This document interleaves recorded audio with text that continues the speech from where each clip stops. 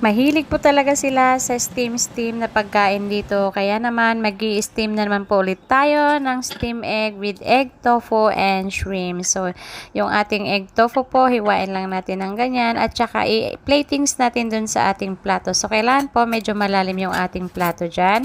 Gumamit ako dito ng 2 itlog. Pwede kayong magdagdag. Ayan, nilagyan ko lang ng konting asin, chicken powder at sugar. Saka ko nilagyan ng 6 na empty shell ng tubig na ganyan. Pero kung may chicken stock po kayo, hindi na kailangan yung mapampalasang aking nabanggit. Saka natin halu-haluin at salain natin ibubuhos dun sa ating egg tofu. Ayan. And then, kailangan po nating takpan yan at i-steam po natin for 10 minutes. So, dapat po kumukulo na yung ating tubig kapag nag-i-steam tayo.